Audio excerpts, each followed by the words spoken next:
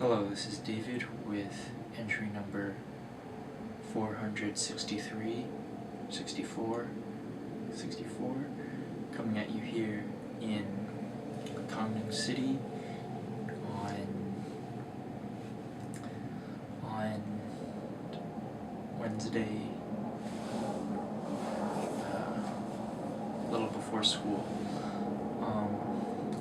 Apologies for the jet noise if there's any. One of the unique things about living here in Korea is that the country is constantly at a state of not emergency per se, but it is it's in a heightened sense of war, the possibility of war, I mean. So the military, the Air Force, the Navy, and the Army are running pretty consistent drills throughout the year. And here in Gangneung, we are fortunate enough to have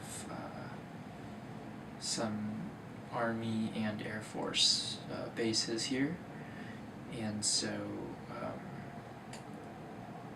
that's just how life goes.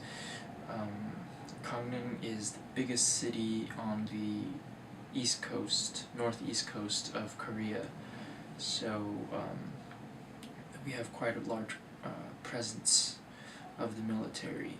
I learned earlier this year that there is actually a restriction on building codes here in order to keep them at a certain safe height, and so there's no buildings here that I think are above 10 or 12 stories, which is pretty tall, but in a city this size I would certainly expect there to be some buildings that are approaching 20, but 15 or 20, but really all of our buildings are quite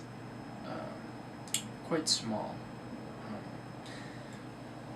I don't know if that same restriction applies to some of the other big cities in the province. There's this large, the capital city of this province is called Chuncheon, and I do believe there are some quite tall buildings there, and in Chuncheon there used to be I think an American military base, and so there our Air Force base, so there's a lot of military presence there as well, although obviously not to the same degree as of a larger degree than Gangneung. So yesterday, as I transitioned here, classes went pretty good overall. I gotta say, it is a very unique thing to have lessons with the 5th and 6th grade class, because they are very obstinate. I used to have 2 girls last semester who were pretty into lessons, and this one girl who was very negative. And my deepest fears were realized this semester when the negative girl, was able to turn these other 2 girls kind of against the class. So, it isn't a very ideal situation, if I'm honest, but it is one that I don't think is is very foreign to a lot of the talk teachers here. It's interesting being in the talk program because they do highlight, to a very high degree, they do highlight the exemplary cases here, exemplary schools, and it gives you a little bit of a complex when you see how these exemplary schools are run, and then you kind of look at your own school and you notice that essentially the complete opposite case is true. But then, when you go around and you talk to other talk scholars that are just normal like you quickly realize that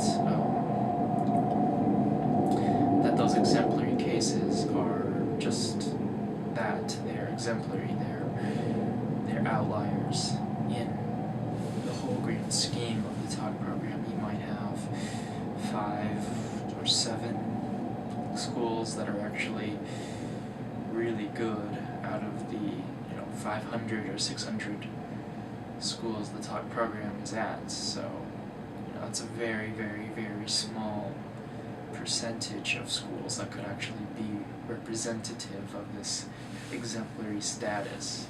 So but it does feel strange, or maybe not strange, but it does feel annoying, so to speak, when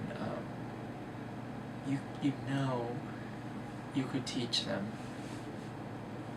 so much, but they are just not in the correct mindset to take lessons. And there's a certain part of me that just wants to kind of completely give up with them, but there's also a very large part of me that knows that if I could just get the right lesson in, or kind of tweaks this a certain way, then I could really turn things around.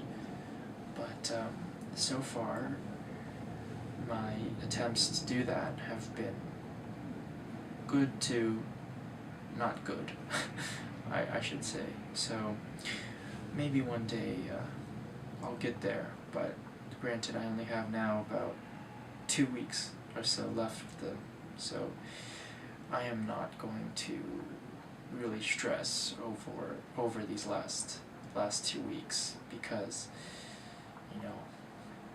I'm out, essentially. So anyway, thanks for watching. This has been entry number 464, possibly 63, and I will talk with you tomorrow. Bye.